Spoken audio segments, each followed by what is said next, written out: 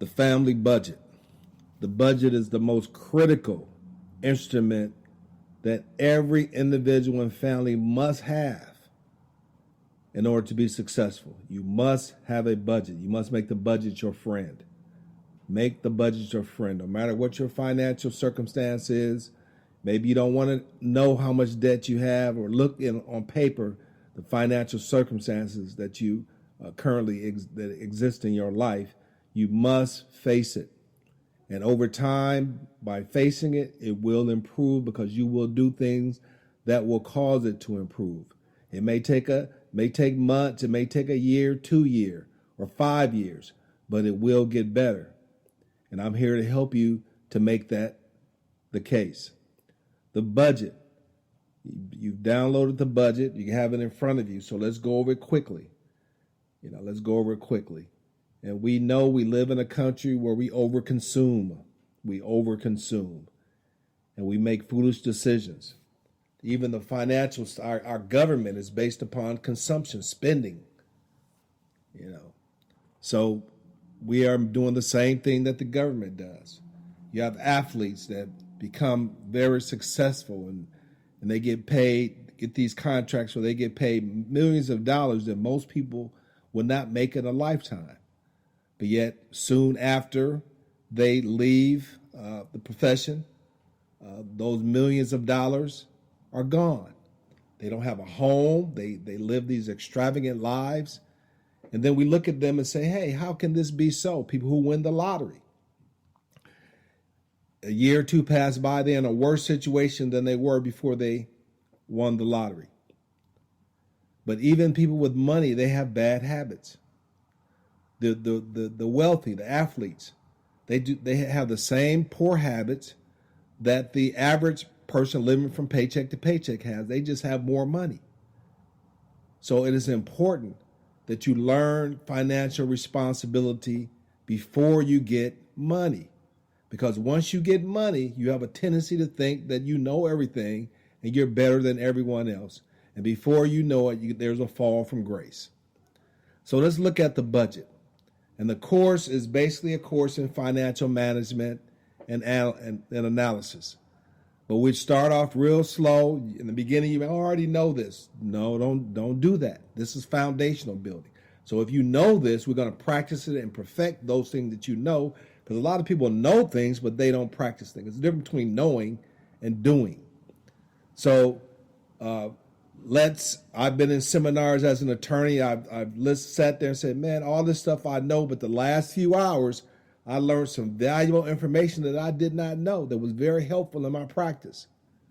So let's stop being a people that are closed-minded and saying that they already know this, but yet, and plus, when you think you know something, there's a lot more to knowledge or to that particular issue than you think you know. Even starting a business, we like to fill out paperwork, but with that paperwork, there's lots of law and lots of information that you just don't know.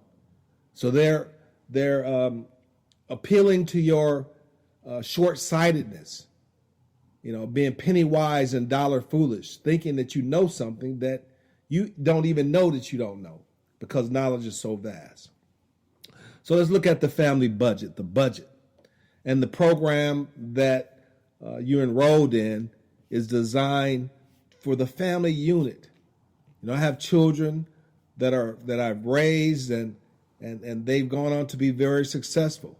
We practice these principles and so forth, and by making sure they're disciplined and structured and can read and write and know their math and can think a little bit, they will make it. They will be successful. No matter how hard they're struggling right now, especially a young man, you might have to put them in a chokehold and structure them more so than your young ladies, and vice versa. Each child is different, but they will grow up being more successful than those who don't have that discipline in their life. The family budget. You look at the mortgage, your mortgage and rent, and a lot of people say, hey, if you rent, you're just throwing away money. That's simply not true. That's simply not true. And we're going to further on in other courses and so we're going to more detail. But renting will allow you to, if you have an eye towards buying property and so forth, but the renting will allow you not to spend as much money. Because when you, even if you, the rent is the same, if you're paying $2,000 a month for rent, and if you can buy property for $2,000 a month for rent, for mortgage, it's still not the same because you got repairs, you have insurance, you have taxes. So you might have to add another $2,000 on to that because when something goes wrong, you want to be able to repair it and so forth. And a lot of people, when they purchase a home, they are just, they're property poor. They can't do anything else with their life. Everything is going into the payment of that note. Whereas rent, you can knock off your bills. You should be able to pay off your bills, get some emergency fund savings in place, and then buy property that's going to produce income. And people say, well, when I buy a house, oh, that's an asset. It's not an asset, not in the beginning. You know, and you look at it from a historical standpoint, it's actually a poor rate of return. During our parents, depending on where you live, they spent 15, especially in California, they spent $8,000, $15,000 for a home 50 years ago. Now it's worth $300,000, $500,000, you know, and so forth. That's quite different. But in most parts of the country, that's just not the case. But what you want, even more important than appreciation, is the monthly cash flow that you get. So buy you an apartment unit, get together, get your finances together, save money, get you a lump sum of money so now you can buy a piece of property or invest in an asset that's going to generate the money that you need to buy your home. And a job is not that asset because you can lose that job at any moment because the job doesn't belong to you. So you want to be in a position where you can generate income, and that income, that asset, can produce the lifestyle that you want. It's the golden egg, if you will. And you don't want to kill the goose that lays the golden egg. And that's what we do when we overconsume and we use all our monies to live off of, and we kill the goose that lays the golden egg. And I have a rule when you get into the course, and even with on the calendar, is a 75-25 rule to try to get into that point. So you can, what you do is that you forego overconsumption today so you can live the life that you want later on, especially when you have children. If you overconsume and buy them designer this and designer that, you're spoiling them. You're spoiling them because you're giving them too much and they need to work for it. They need to work for it. So the thing is, with the mortgage, rent, deal with the rent and use that excess, and don't just jump into a house, because if you lose the job, what are you going to do? You're going to lose the house? You got to file for bankruptcy. So you don't want to put yourself in that position. So you want to plan ahead, right? The second mortgage on there, nice second mortgage.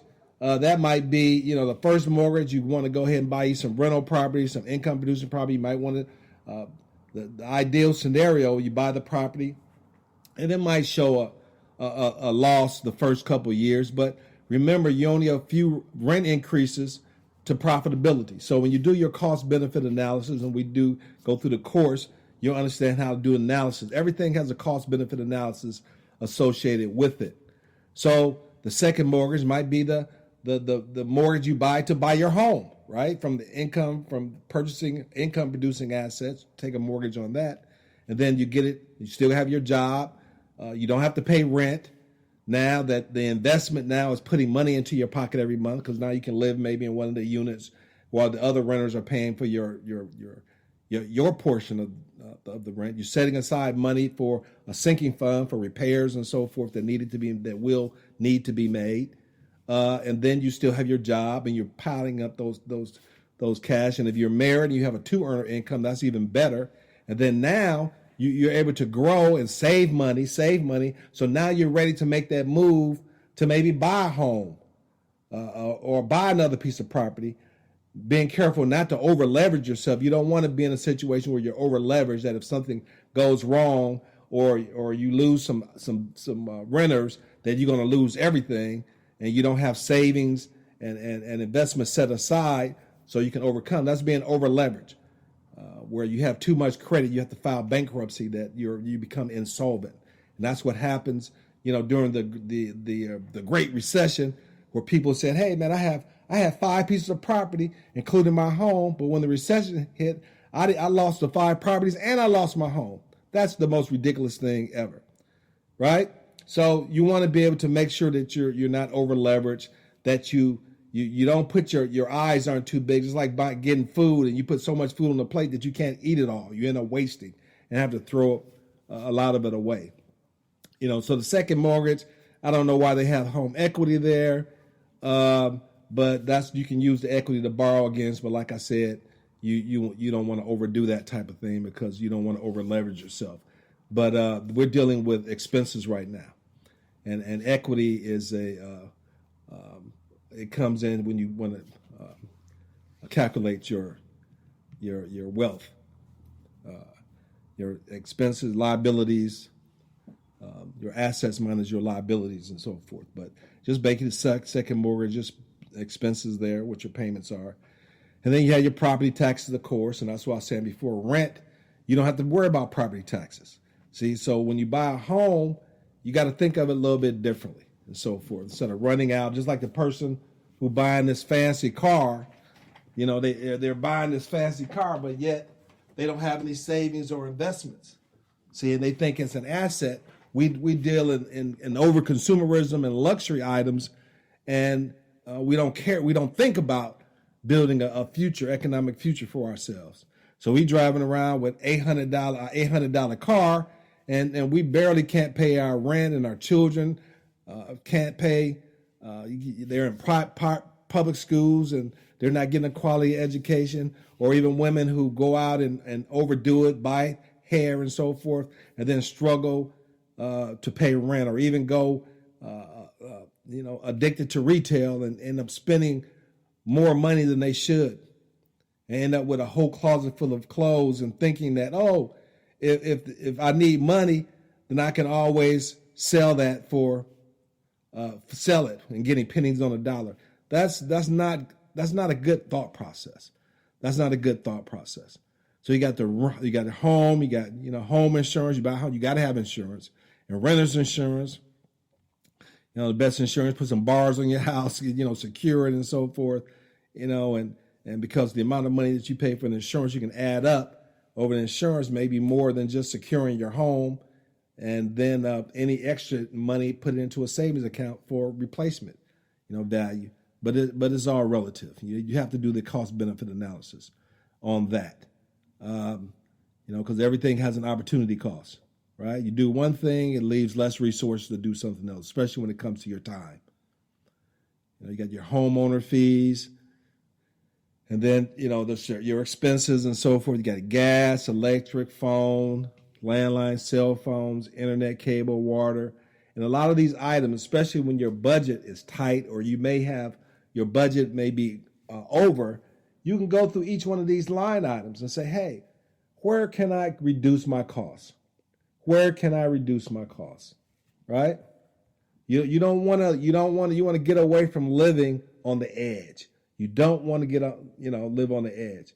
And when you start getting to the savings, that's addictive. That's addictive. That's more addictive than spending on your credit cards. And I have and it happened to me. I'm talking from experience. Sometimes it takes our whole life to get it. And when we get it, our clock is running out. So, and no one is teaching us this when we're young and before we get started in life.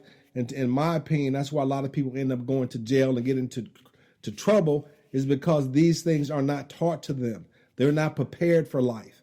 All of a sudden, is thrust upon you, and you're in a boat without a paddle. You got your car payments.